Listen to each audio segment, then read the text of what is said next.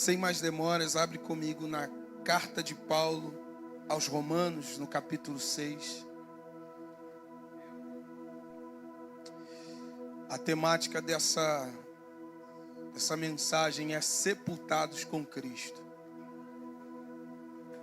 Repita comigo, sepultados com Cristo.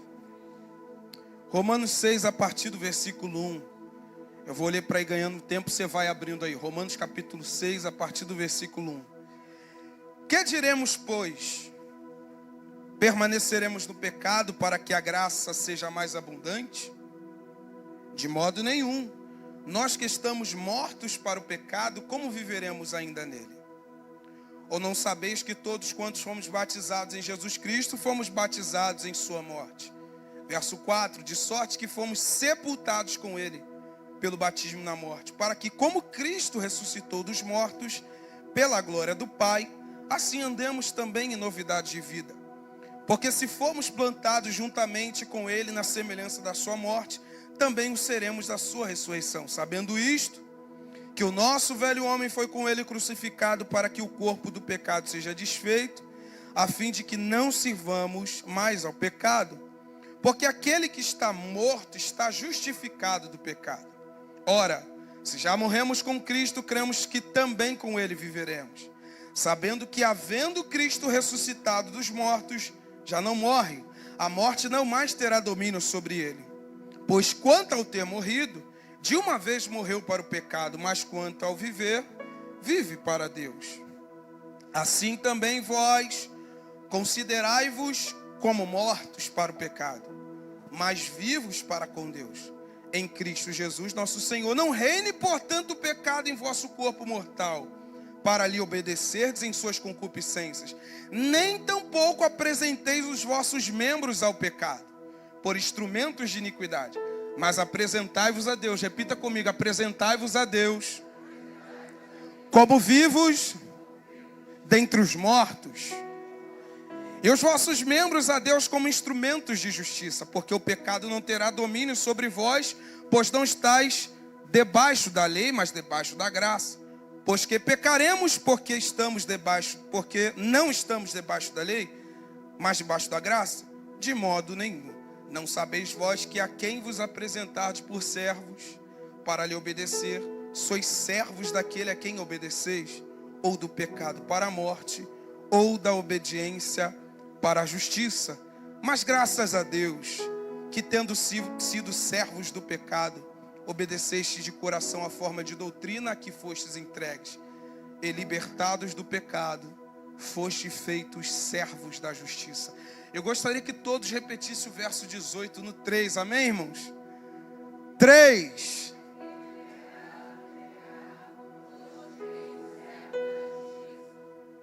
Fecha os teus olhos. Pai Santo, tua palavra está sendo lida mais uma vez. Ó Pai, receba a glória para si, a honra, o poder, o domínio, toda a notoriedade nesse lugar, ó Pai, é para ti, todo brilho. Senhor Jesus, toda exaltação nesse lugar. Não permita que Satanás encha o nosso coração. Não permita que Satanás tome parte nesse culto e roube também a semente, mas que a semente possa crescer e germinar em nossos corações, tendo ela sido lançada em nós, ó Deus. Por isso nos rendemos a Ti, Senhor. Receba a glória. A palavra é Tua, a igreja é Tua, o governo é Teu, a presença é Tua, os dons são Teus, os frutos são Teus, ó Pai. E o Senhor nos colocou no Seu corpo como o Senhor quis, para a glória do Teu nome. Todos digam amém. Bom,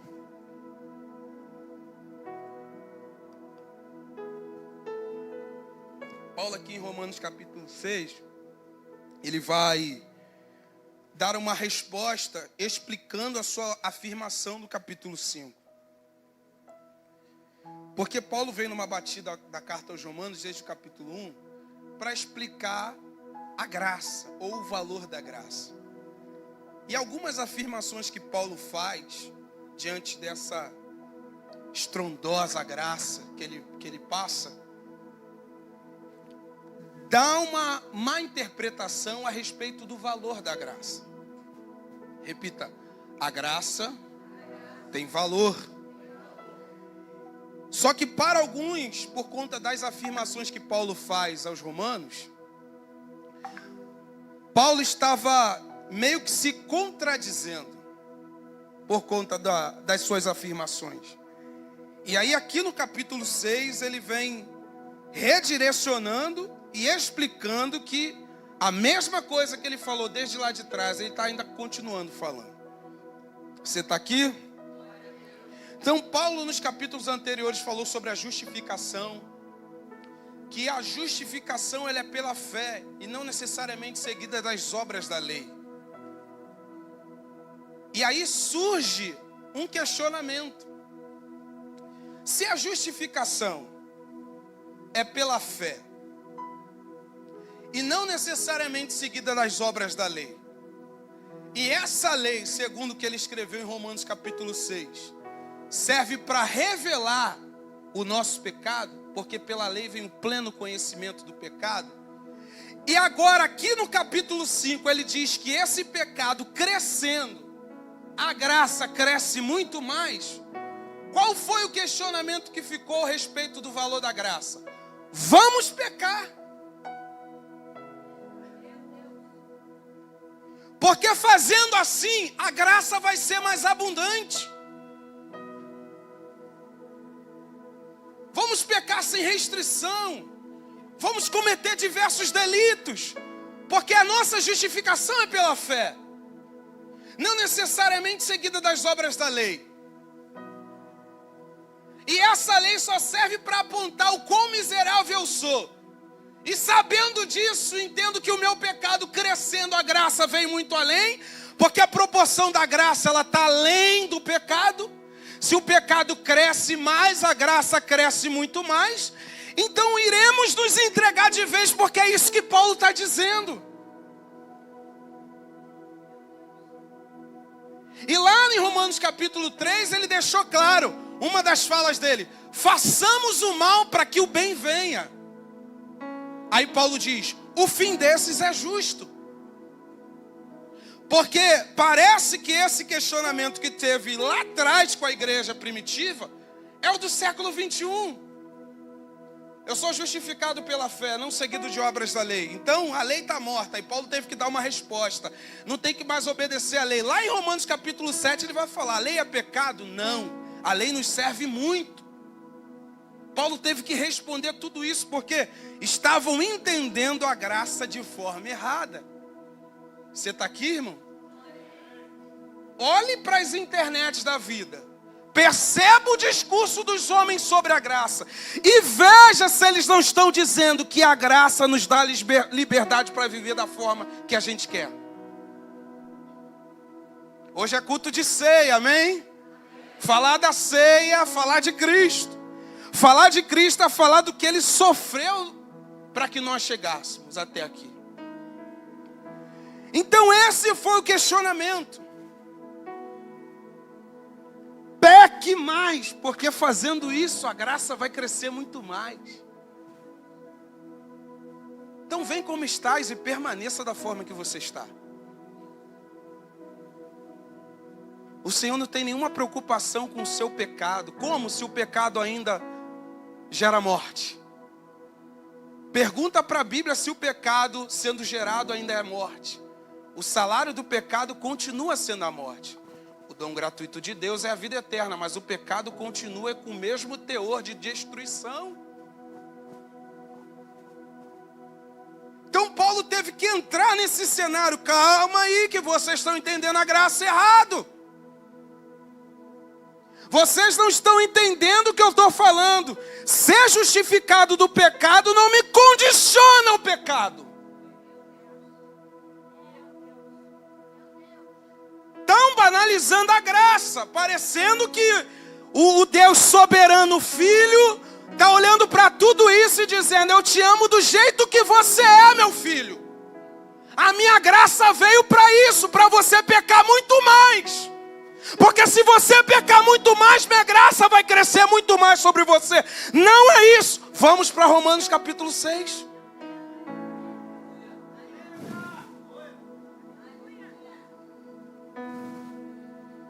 Então fazer o mal atrai o bem. Pecar mais atrai a santidade. Olha para o teu irmão e pergunta: que graça barata é essa?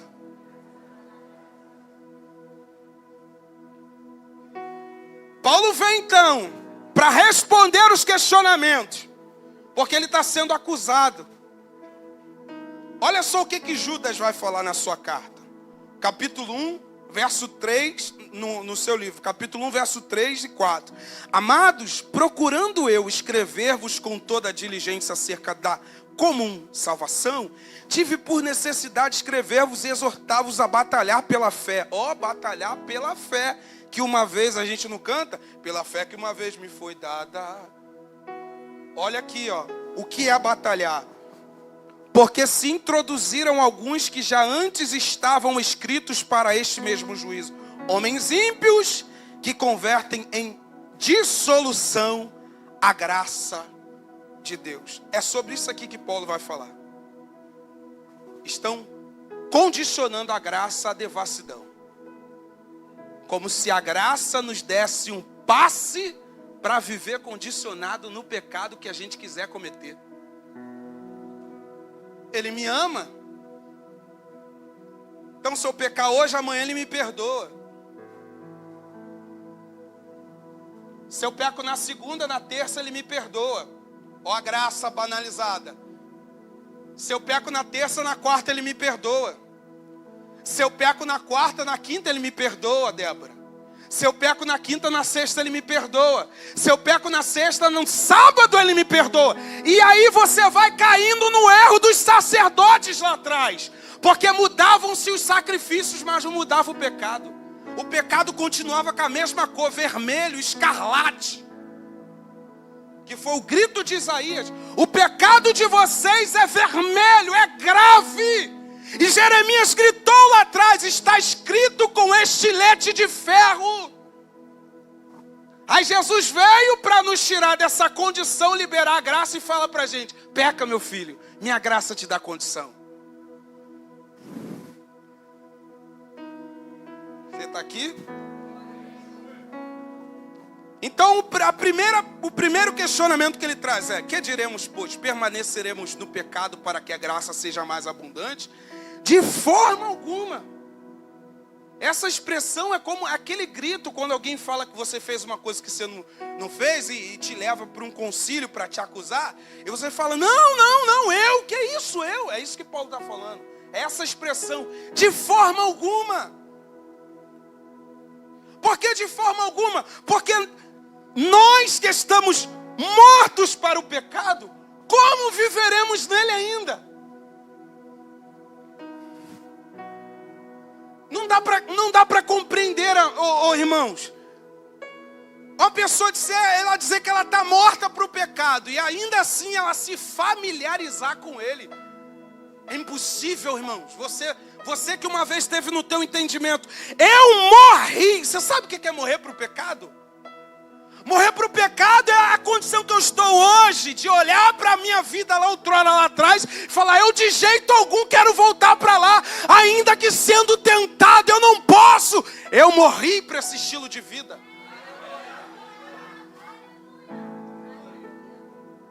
Me arrependi, se arrependeu, cometeu de novo. Então você não sabe o que é morrer. Morrer não te condiciona a cair no mesmo pecado.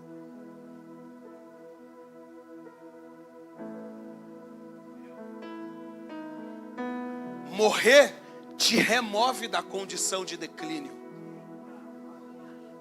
Te faz ficar de pé no santo lugar com as mãos limpas. E é você, conversão. Por quê? Estou morto. Fala para o teu irmão: você está morto, cara. Você morreu.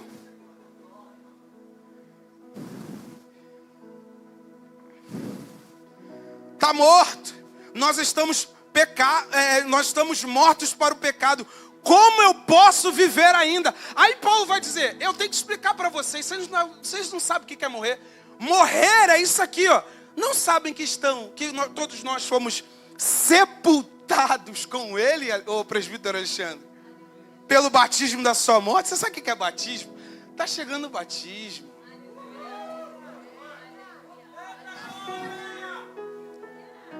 Batizar é você imergir na água, submergir na água. O batismo tinha diversas modalidades, aspersão ou imersão. Havia alguns que jogavam um cadinho de água e está batizado. Mas a Bíblia não fala se é pecado ou não é, se é errado ou não. Alguém sabe a cor do rio que o eunuco disse para Filipe para mergulhar? A Bíblia não fala. E se fosse um rio sujo? Então, irmãos, quando se trata de reino, o litúrgico quebra nessa hora. Se for para um campo, tu não vai ter um batistério, você vai ter um balde para jogar água no cara. Ou um cação vermelho logo do lado. Cação vermelho não, né? Cação vermelho já foi limpo, tá? Tô igual a Naamã, mergulhando 7 vezes. Mas o batismo é o sinal essencial, irmão, da união espiritual entre o crente e o cristão. Por que quando a gente vai estudar, utiliza esse termo, crente? Porque crente é todo aquele que crê. Mas a palavra cristão só foi formada com os discípulos de Cristo. A gente que de vez em quando fala, crente, se converte. Mas falar que é crente também está certo, não está errado. A gente crê, não crê? Mas cristão é a nomenclatura certa para a nossa vida. Nós somos cristãos, porque nós somos seguidores de Cristo. Então, o batismo é um sinal que nos une. Aí nós nos tornamos o cristão. Eu notei algo lindo, que esse sinal também do batismo, ele abrange 3 coisas. Quantas coisas? Quantas coisas? Primeiro, regeneração. O sinal do batismo aponta para a regeneração. O que é regeneração? É nascer de novo. É o novo nascimento. Quando o homem se deparava como o eunuco com o evangelho e se arrependia, porque a condição do batismo é o arrependimento. Porque o arrependimento ele vem em seguida, irmãos, da morte. Eu entendi que eu morri e agora eu quero descer as águas o mais rápido possível. Porque é um sinal entre os homens em concordância com aquilo que aconteceu no Calvário pela fé. Amém, irmãos? Então, nascimento, regeneração. Segundo ponto, remissão de pecados. O batismo é um sinal de remissão de pecados. Ele aponta para quem nos remiu. E remir é o quê? Remover o pecado. Não foi isso que João gritou, João Batista? Porque se o sacrifício de Cristo não fosse capaz de tirar o pecado, então Cristo estava na mesma condição de todos os novilhos que eram entregues no passado do Antigo Testamento. Mas não, João olhou e disse, eis aí o Cordeiro de Deus que passa um lenço no pecado. Que olha para o pecado e fala, você é dócil? Não, eis aí o Cordeiro de Deus que tira, ele tira. Então o sinal também, o batismo representa a remissão dos pecados. E o terceiro, a adoção. Geralmente quem desce as águas tem no seu entendimento que agora ele é um filho de Deus. Porque é isso que acontece. Nós recebemos um espírito de adoção que agora a gente consegue dizer Abba. Chamar Deus de Pai. O batismo também é um sinal a respeito disso. E quando se trata do batismo na morte de Cristo, ele está falando literalmente de você ser condicionado a Cristo. Inserido em Cristo. Porque se o batismo natural é você ser inserido na água e levantar, batizado na morte de Cristo é se condicionar ao mesmo estilo de morte, para que também, estilo de redenção, de ressurreição. Amém? Por isso que ele diz, para que como Cristo ressuscitou dos mortos, Aí ele utiliza a palavrinha mágica: andemos em novidade de vida. Se Cristo não tivesse tanto valor no seu sacrifício, como é que ele nos condiciona a uma novidade de vida se eu não consigo sair do pecado que estou?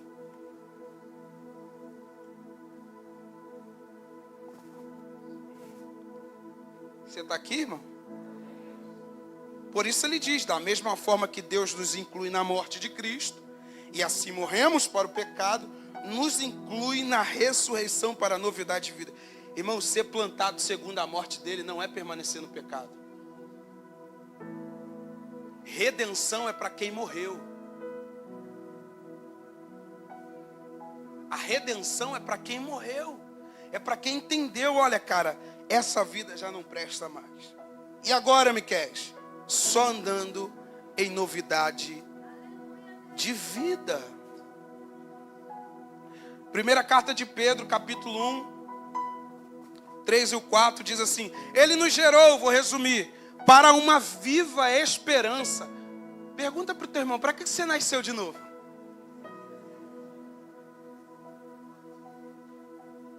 Porque se nascer de novo, ir ao batismo como um sinal de redenção, não for para andar em novidade de vida, meu filho, dá um passo para trás. Você está pisando em falso. Redenção não é permanecer no pecado. Redenção é para quem morreu.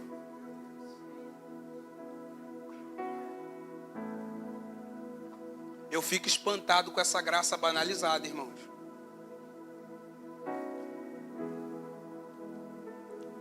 Uma vez eu rebati um rapaz na primeira vez para nunca, irmãos. Aí eu percebi que não vale a pena. Se vai na internet e você vê umas asneiras, aí eu resolvi rebater a asneira do cara. Aí de repente, ele me manda um outro versículo. Bem-aventurado é aquele que não se condena naquilo que aprova. Está no pecado e acha que esse texto é para ele. Porque a minha consciência não me condena naquilo que eu faço. Esse texto não é para essa função, irmãos. Esse texto é para quem está vivendo em obediência. Por isso ele diz: bem-aventurado é aquele que não se condena naquilo que aprova. Eu não aprovo a deslealdade, eu não aprovo a imoralidade, eu não aprovo a mentira, eu não aprovo a lascívia, eu não aprovo a malícia. Por isso eu sou um bem-aventurado.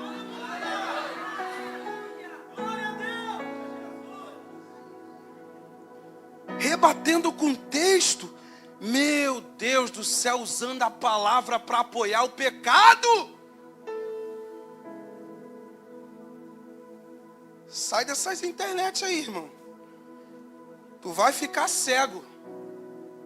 Um se levanta para falar: é pecado. O outro: não, essa vida é maravilhosa. Acertou o alvo, meu amigo. Vai com isso na tua mentalidade até o final. Pecado é pecado. Verdade é verdade. Justiça é justiça. Santidade é santidade. Por isso que os sacerdotes colocavam a mitra na cabeça com a lâmina de ouro na testa, escrito a respeito da santidade ao Senhor. Quase que foge da minha mente. Eu pedi até ajuda dos irmãos aqui, mano. Santidade ao Senhor. Por que na testa? Você lembra que quando João falou aqui da mente, do crânio, né?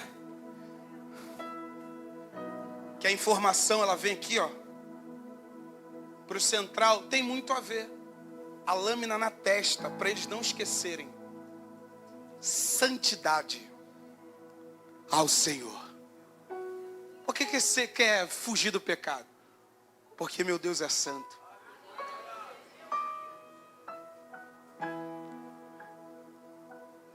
Vou continuar aqui sobre o valor da graça. Ele traz a respeito disso, então, ser batizado na morte de Cristo é literalmente se condicionar a morrer também com Ele. Por isso ele diz no verso 5: porque se formos plantados juntamente com Ele na semelhança da sua morte, também o seremos na da sua ressurreição. Por que ele diz isso? Porque lá no Romanos capítulo 6 vai dizer que o próprio Senhor Jesus, ele desfez o corpo do pecado, pastor Ivani. Pastora Raquel também, né? Aleluia. Lá no capítulo 8 ele diz que o Cristo rompeu, desfez o corpo do pecado, para que a sua justiça operasse em nós, que não andamos segundo a carne. Foi pregado aqui quarta-feira. Quais são as obras da carne? Mas vivêssemos segundo o Espírito. Se Cristo veio, rompeu com o pecado, destruiu o corpo do pecado, presbítero Ronaldo. Se ele veio e destruiu, quebrou, e imputou sua justiça em nós, como nós agora, plantados à semelhança da sua morte, vamos alcançar a redenção pecando todo dia.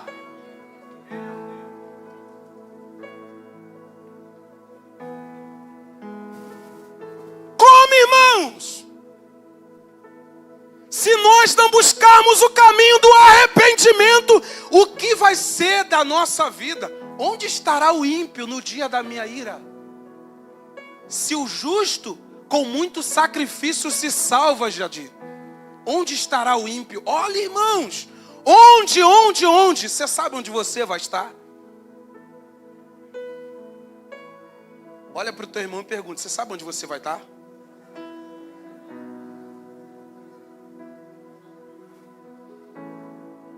Essas verdades gritam, irmãos.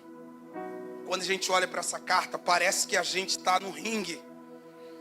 Por quê? Porque a carta de Paulo, se Paulo não escreve essa carta, ia ter um grande problema com a igreja. Se Paulo não escreve essas cartas, ia ter um grande problema para a igreja. Por quê? Todo tipo de pecado seria aceito. Todo tipo de relação, envolvimento sexual seria aceito. Mas agora, graças a Deus, Deus pegou esse homem.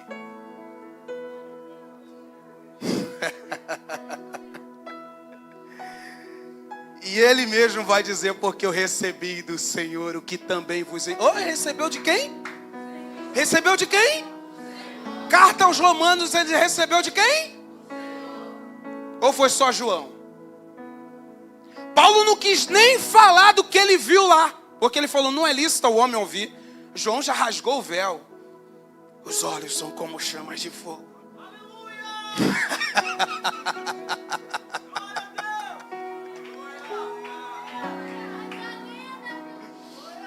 João olhou e falou, não tem como, ai Deus, o que você vê, tudo que você vê, escreve. A primeira coisa que ele vai olhar é, seus olhos são penetrantes, são como uma chama acesa, que aquece, que esquenta, que expurga o pecado para fora. Ele olha nos olhos porque ele vê o Cordeiro. Aleluia.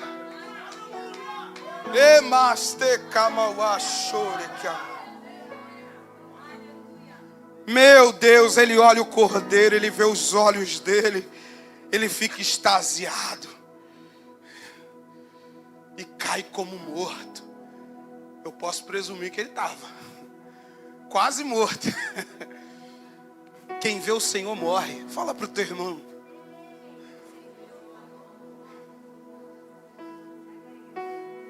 Ezequiel viu, a perna ficou bamba, caiu ao chão. E caí com o rosto em terra. E não conseguiu se levantar, pastor Ivani. Leia lá Ezequiel. Ele não se levantou, porque as pernas dele não davam força. Ele viu o rei. Ele cai com o rosto em terra. De repente ele vai dizer, Senhor, não consigo me levantar, não consigo me colocar de pé. De repente o Senhor vai com o seu espírito. Aí ele mesmo descreve, e eis que o Espírito do Senhor entrou em mim. Olha, quando você vê o Senhor, você cai e morre. E depois que você cai e morre, o Espírito entra e levanta.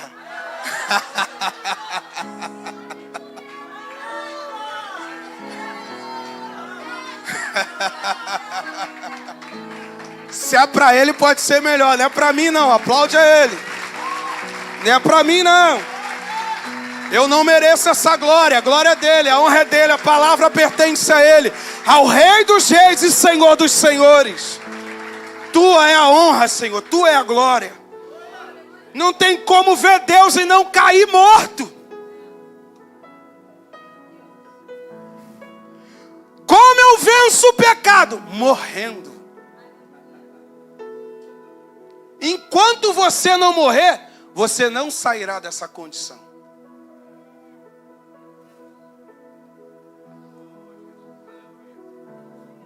O Espírito está quebrantando, hein?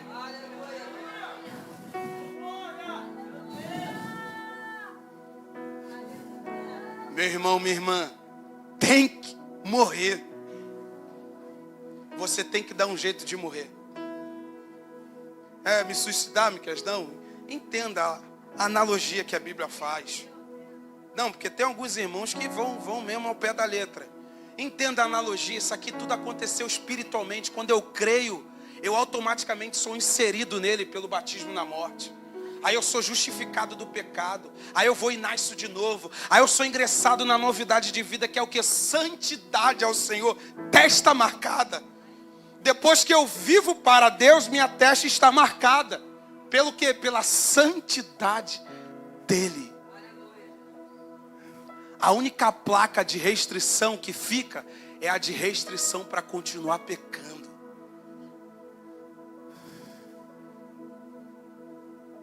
Não peques mais. Jesus olhou, mulher, eu acho lindo. Mas muito mais lindo do que Jesus falar onde estão os seus acusadores, porque alguns utilizam isso para ficar no pecado, escondido, e não termina de ler o texto. Jesus olhou, nem eu te condeno, está escrito lá, continua lendo. Termina o texto. Não peques mais. Um homem foi curado. De repente ele vai para o templo, aleluiado. Aí Jesus encontra ele de novo. Quando Jesus encontra ele, Jesus olha para ele e fala: olha, rapaz, não peque mais para que não te suceda coisa pior. Sabe o que é isso? Jesus já está mostrando o valor da graça, Alexandre. Minha graça jamais vai te condicionar a viver em imoralidade.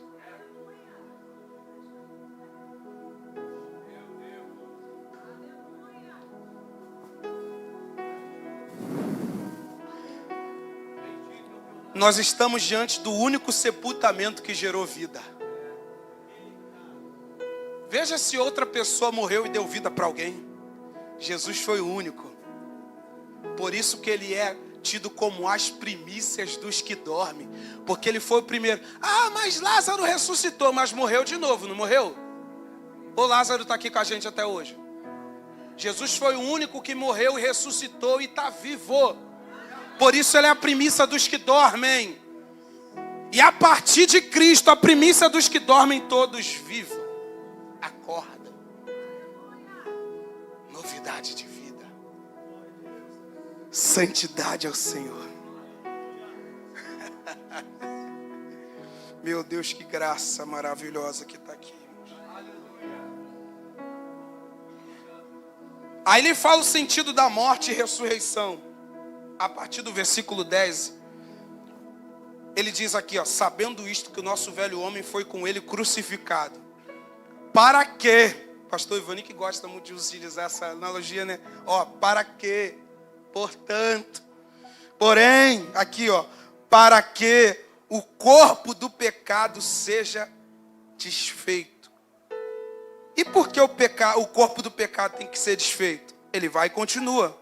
A fim de que não mais sirvamos ao pecado.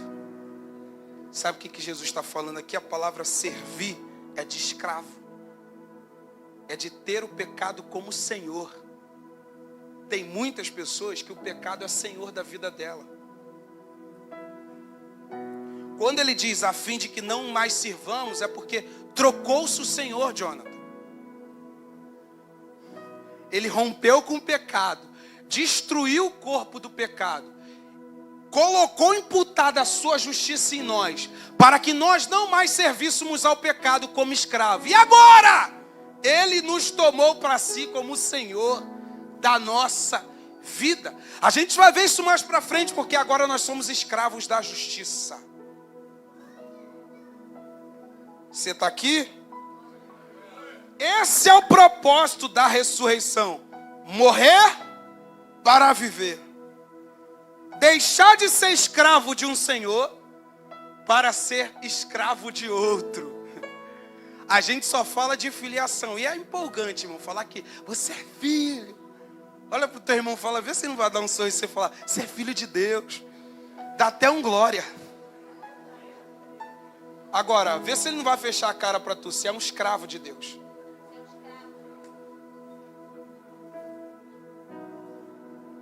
Filho é mais empolgante. É a casa do meu pai, brinquedo. Aleluia. Agora, escravo. Escravo não tem direito.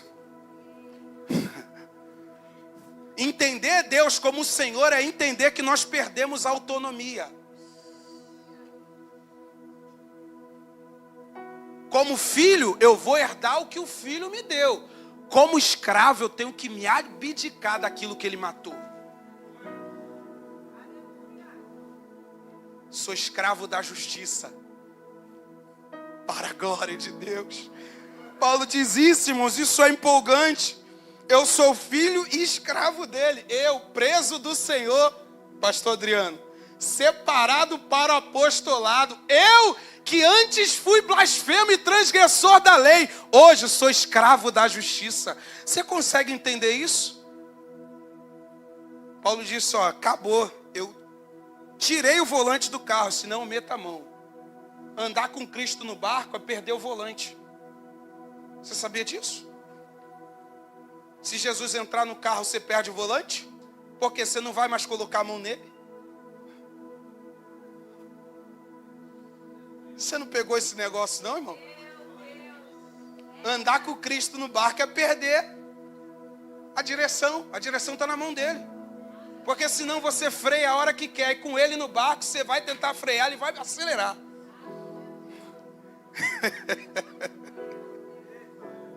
Ele é a direção.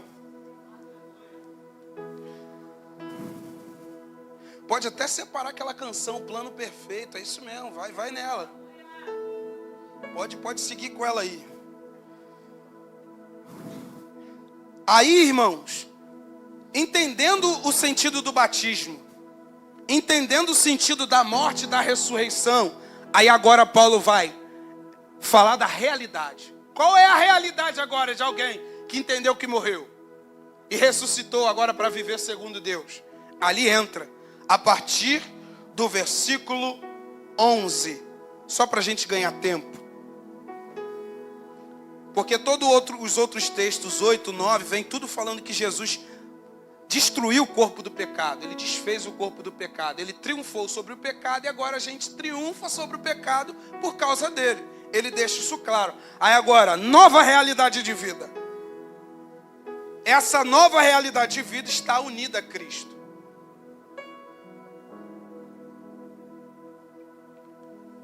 E diante dessa nova realidade de vida, aí vem mais uma vez, olha só, irmãos, ele é taxativo.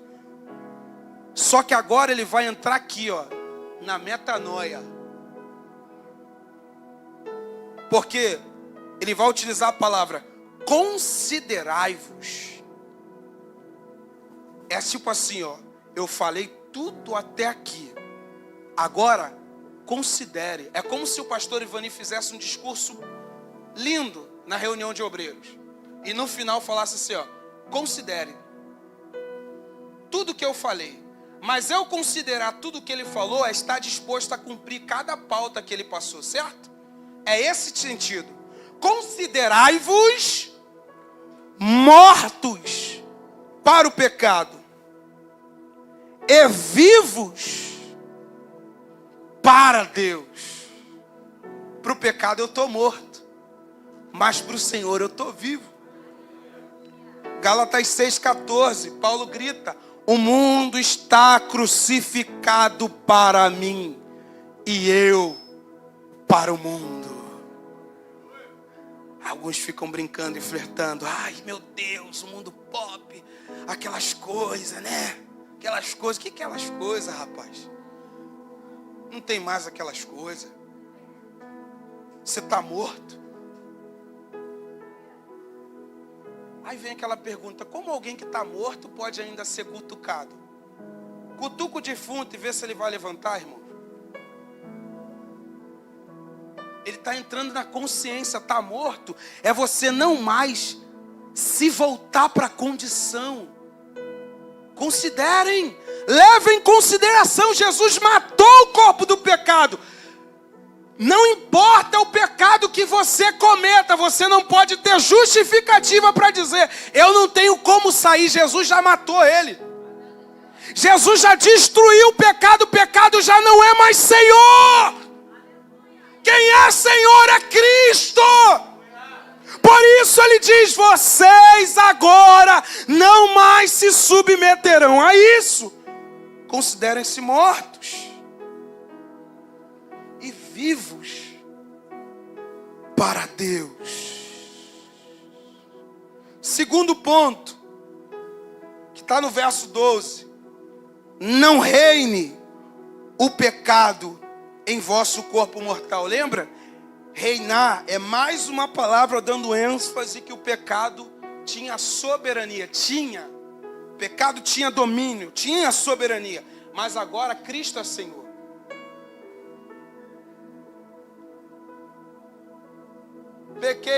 Pequei, não consigo, Miquel. Cristo é Senhor.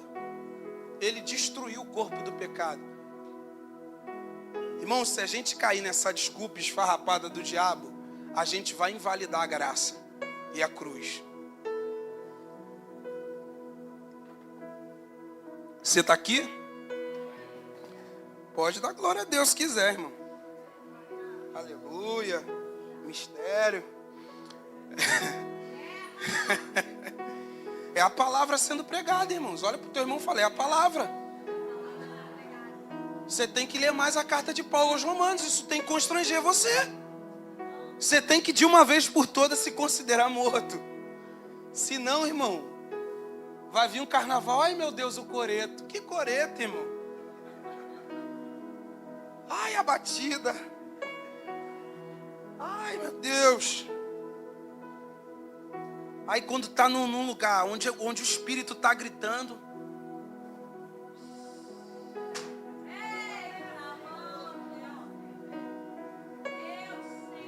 quem é teu Senhor? Porque o meu Senhor domina a minha vida. E eu me sinto bem aonde o meu Senhor aprova a minha conduta.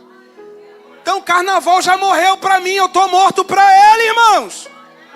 Eu considerei esse mundo morto para mim. E eu estou tão morto quanto o mundo. Pode aumentar o batuque, o que for, irmão. Eu já morri. Segundo o que Paulo escreveu aos Romanos, eu estou morto. Mais uma vez, irmão. Eu estou morto. Eu estou vivo para Deus.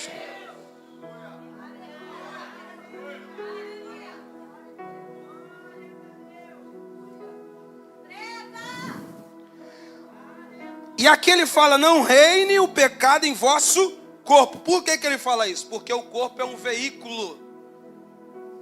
É um veículo por onde o pecado caminha. O pecado só caminha na carne, que é o corpo. Corpo do pecado. Cristo destruiu. Por isso que o pecado agora não tem domínio sobre nós. Aí ele fala: não estás debaixo da lei. Vai explicar isso lá na frente. Mas debaixo da graça. Não é que eu estou abolindo a lei. É que quando a gente estava debaixo da lei, nós estávamos condicionados à lei. E se eu estou condicionado à lei, eu tenho que cumprir a lei por inteiro, pastora Raquel. Porque se eu não cumprir a lei, eu morro. Então a lei só servia para aquele que cumpria ela completa. Então todas as vezes que o homem olhava para a lei, ele era ferido de morte. Foi isso que Paulo falou em Romanos 7. Aí agora Cristo nos tira do domínio da lei e fala: vocês agora estão na graça. Porque na graça eu sou justificado do pecado e não sirvo mais a ele. E quanto à lei? A lei já me foi imputada pela obediência de Cristo. Agora eu só tenho que seguir a obediência. Acabou, irmãos. Amém? 7:11, meu Deus. Acho que dá tempo ainda, né? Eu nem olhei para a hora que eu subi aqui. Mas vamos lá, para ir já para o finalzinho. Terceiro ponto que ele fala. Ó, o primeiro foi: considerem-se mortos. O segundo: não reine então o pecado em vosso corpo mortal. Aí agora ele vai dizer: nem tampouco apresenteis os vossos membros ao pecado por instrumentos de iniquidade. Ele está falando da consciência. Primeiro, bota na tua cabeça que você está morto. Agora, não se apresente. O que ele está falando? De alguém que está se inclinando por vontade própria. Está pegando isso aqui, crente? Ó, viu? Utilizei a palavra crente de novo. Ele está falando aqui de coisa premeditada.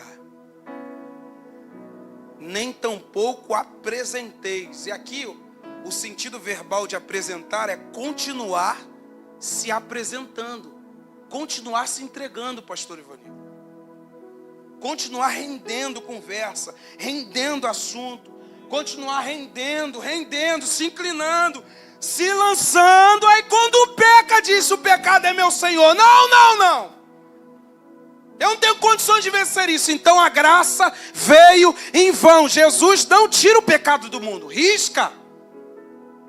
Se ele tira o pecado do mundo, eu não sou mais escravo do pecado, porque o pecado morreu nele. O corpo do pecado foi desfeito. E agora? Agora eu sou escravo dele. Por isso ele diz: nem tampouco apresenteis o vosso corpo como instrumento. Porque o corpo é veículo. O corpo, ele é um veículo. Você tem a capacidade de governar o seu instinto.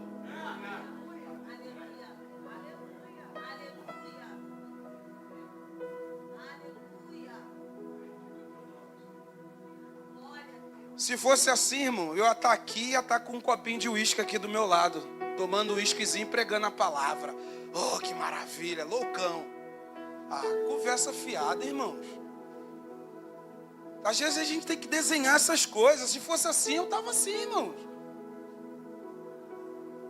Não, quem morreu se entrega para Deus agora. Não se apresente, não facilite. E por que ele fala sobre o corpo? O corpo. Carne, o corpo. Por que ele fala sobre o corpo? O corpo tem um valor na mão de Jesus. 1 Coríntios capítulo 6, versículo 13. Os alimentos são para o estômago, e o estômago para os alimentos. E Deus destruirá tanto um quanto o outro.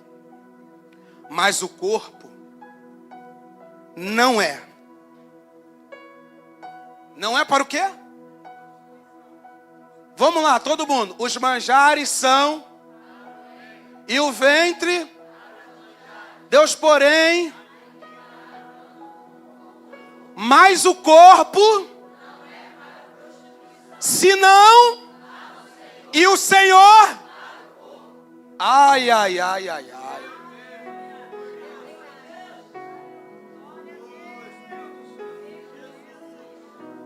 Por que Paulo utiliza essa fala? Existia um lema naquela época, perante os coríntios. Qual era?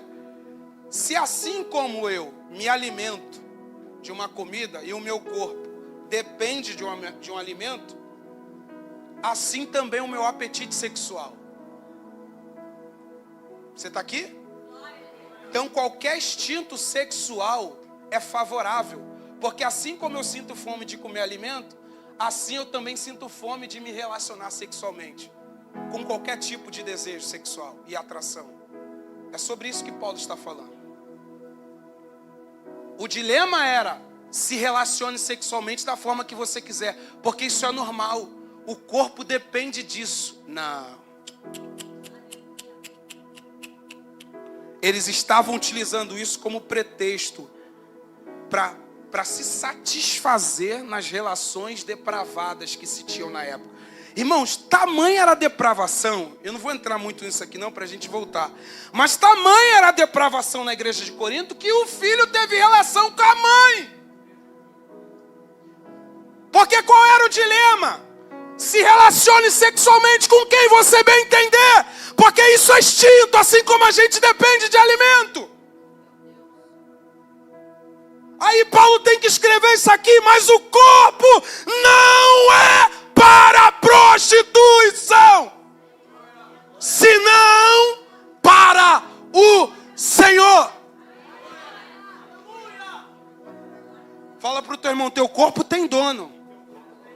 A única ação relacional favorável é: deixará o homem seu pai, sua mãe, e unir-se à sua esposa, e ambos serão uma só carne. Aí Paulo vai e diz: não pague, a mulher não deixe de pagar a verdadeira benevolência. Ele está usando uma palavrinha, mas ele está falando: a mulher não deixe de ter relação sexual com o homem. Ele está falando de casamento. E assim o homem também com a mulher. Porque na aliança conjugal entre um homem e uma mulher perante o Senhor, você está liberado para ter relação sexual com a sua esposa. Agora, aqui é o único ambiente aonde você consegue se debruçar na carne sem pecar. Por que ninguém deu glória a Deus, irmão?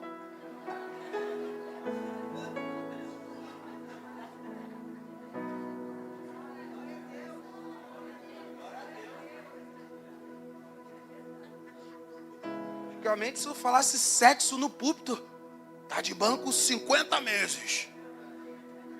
Aí deixou de falar sobre isso. Aí hoje está uma depravação em cima do púlpito. As pessoas não têm compromisso com santidade. É um pegando o outro, é um ficando com o outro, e vai, como se Deus concordasse com essa parafernália. Ah, meu amigo, seu corpo tem dono. E ele só é repartido quando um homem varão casa contigo, mulher. E quando você é varão, casar com uma mulher, aí teu corpo vai ser usado por ela. E ela vai usar seu corpo. É isso que Paulo fala na Bíblia. Pagar a benevolência é isso, ó. Não deixa, paga a benevolência. Aí não paga a benevolência no matrimônio, vai ficar olhando o vizinho, como é que o pastor Ivani fala? A grama do vizinho. Por que está olhando a grama do vizinho? Porque não está tendo, a benevolência paga. Quem é casado está entendendo isso aqui.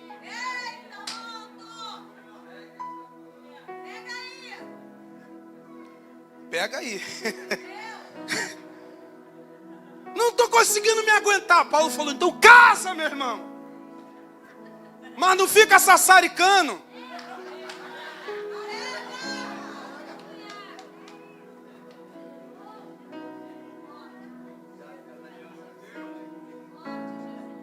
Está quase desfalecendo em casa. Ai, meu Deus. Casa, meu irmão. Só escolhe com quem você vai casar. Porque depois não vai falar: é culpa de Eva. Ou é culpa de Adão. É culpa da serpente. Não, a culpa é tua, que não sabe escolher matrimônio. Aí se emaranha em qualquer tipo de relacionamento e culpa o Senhor da igreja. A Bíblia tem respaldo para a gente.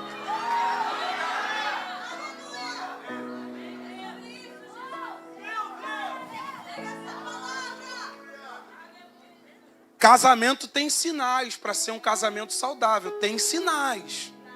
Tanto para ser saudável quanto para ser destruidor. Depois da dor de cabeça. Aí aquela dorzinha, bem que me falaram. É a primeira palavra que vem, bem que me falaram. Agora não pode mais voltar atrás. Cadeado, varão. Bloqueado, CPF.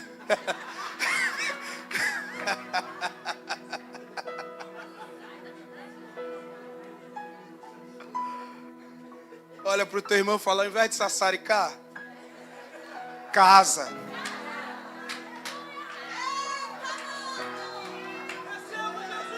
Casa. Ó, vai correndo pro casamento. As bodas.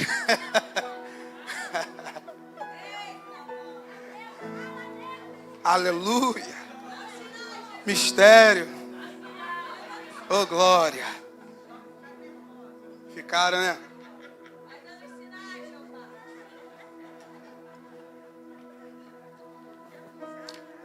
Vamos voltar para cá para encerrar, irmão. Aí, olha só.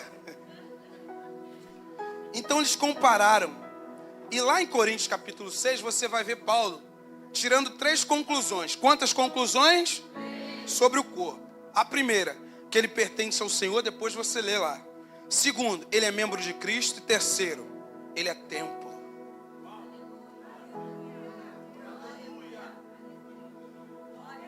Ó, pertence Cristo a Senhor e não o pecado, então não favoreça o pecado, senão você não tem Senhor.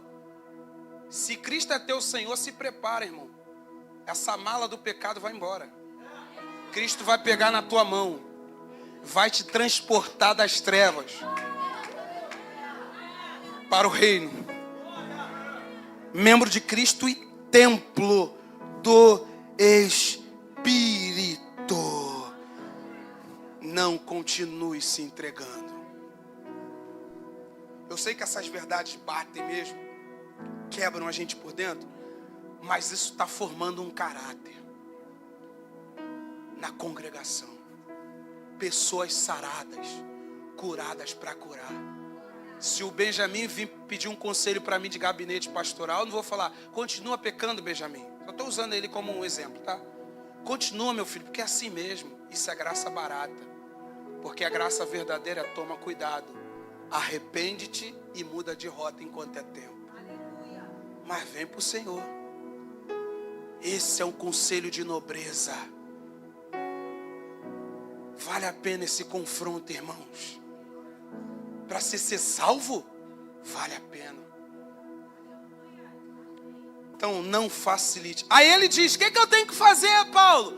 Apresentai-vos a Deus. Apresentar aqui é militante, irmão, é? Estou aqui, Senhor.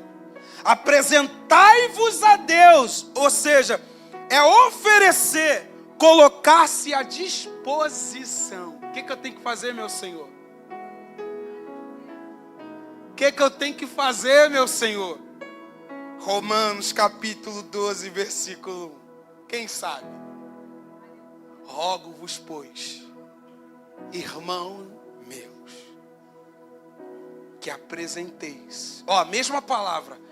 Que apresenteis. O que Paulo está falando? Que se condicionem, se coloquem à disposição o seu corpo ao Senhor em sacrifício vivo, santo e agradável. Aí Paulo vai dizer, culto, pelo que eu sei, é isso. Não tem culto se não houver morte para o pecado.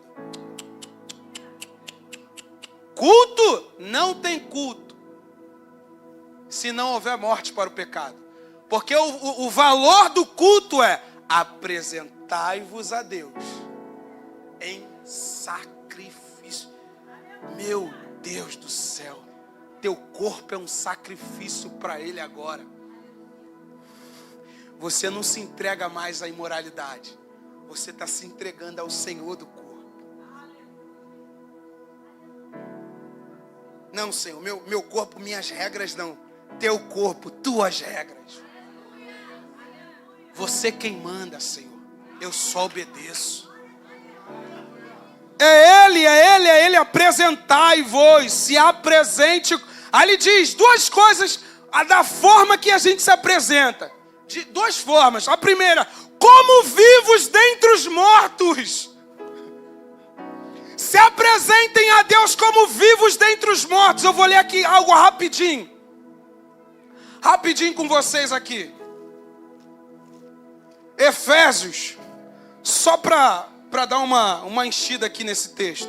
Efésios capítulo 2, versículo 1. E vos vivificou, estando vós mortos em ofensas e pecado, em que noutro tempo andaste, segundo o curso deste mundo, segundo o príncipe das potestades do ar, do príncipe da potestade do ar, do espírito que agora opera nos filhos da desobediência.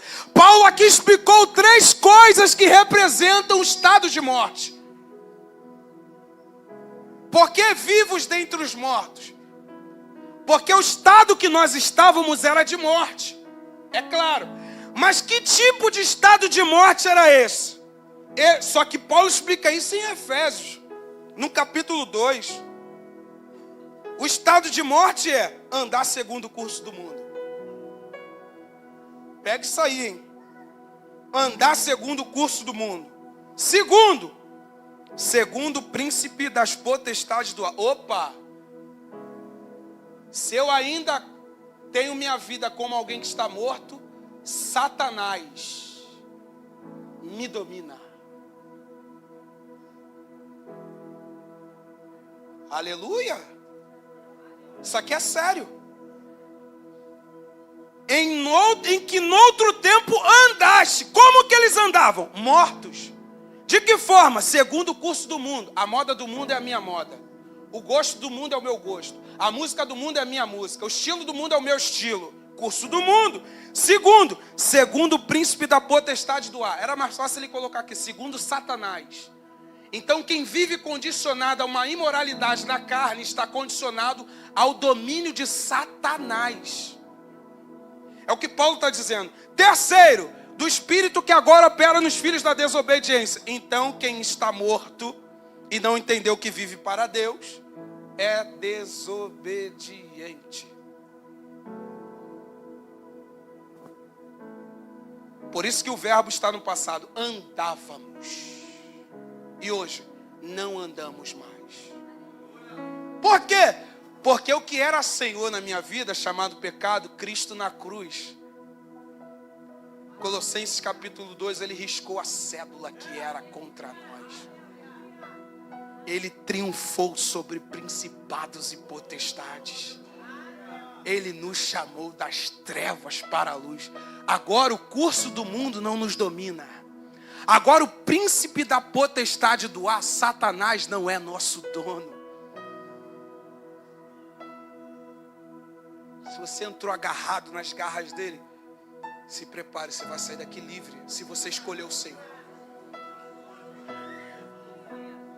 E agora, meus membros, Miqueias, vossos membros como instrumento de justiça. Teu corpo é sacrifício vivo. Se apresente como um culto. Culto para Paulo não é entrar no templo e gritar, eu sou livre. Não, culto para Paulo é sair do templo e ser um sacrifício na vida. Estão confundindo as coisas, irmão. Eu vou para o culto. Não, você tem que ser um culto. Porque Romanos 12 fala, se apresente, isso é culto. Isso é culto. O que a gente faz aqui é o reflexo de quem nós somos. Um culto vivo para Deus na vida, na sociedade. Culto se apresenta longe da esfera congregacional. Aqui a gente só cultua junto. Mas minha vida é um culto. Bata no seu peito e disse, minha vida tem que ser um culto para Deus. Meu Deus, o Espírito Santo está gritando aqui. Posso ficar só mais 5 minutos, pastor Evandro? O senhor me libera. Porque tem a ceia ainda aqui mesmo. Meu Deus do céu. Rapidinho. Só para eu entregar o que o Senhor colocou no meu coração. E agora, no que eu fui feito, Miqueias, vocês foram feitos servos da justiça. Escravo da justiça. Escravo dos estatutos de Deus. De que forma, Miqueias? Verso 16. Não sabeis vós que a quem vos apresentastes por servos para lhe obedecer, sois servos daquele a quem obedeceis, ou do pecado para a morte, ou do quê? Da obediência para... Da obediência para... Então, como eu me torno um servo da justiça? Oi? Sendo obediente. Ai.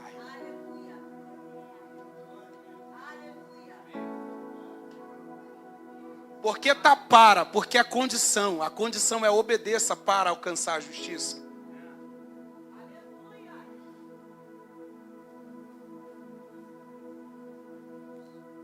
E qual é o sentido de tudo isso? Verso 19, vamos lá para a gente encerrar rapidinho.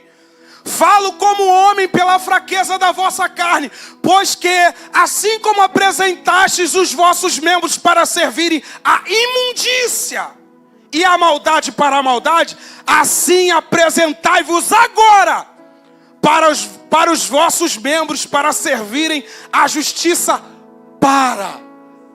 Olha o estágio da santidade aqui, ó. Quem não obedece não entra na santificação.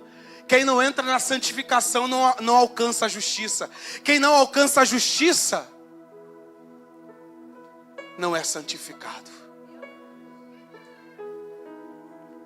Condição. Miqueias, e qual é a finalidade? Que é a terceira pergunta. Verso 22. E a gente encerra aqui. Mas agora... libertados do pecado. Mas agora, libertados do pecado e feitos servos de Deus, tendes os vossos frutos, o vosso fruto para a santificação. E por fim, vida eterna. Onde eu vou chegar, Miqueias? É muito caro fazer isso tudo. É caro demais mesmo, mas quando você chegar lá, vai valer a pena a vida eterna. Vamos chegar lá. Se coloque de pé. Faça o passo a passo, meu irmão. Faz o passo a passo. Não tenta dar uma de alguém que você não é.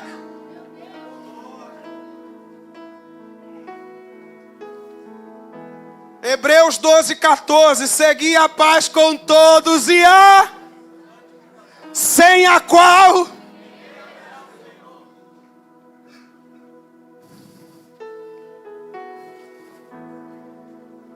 Eu quero convidar você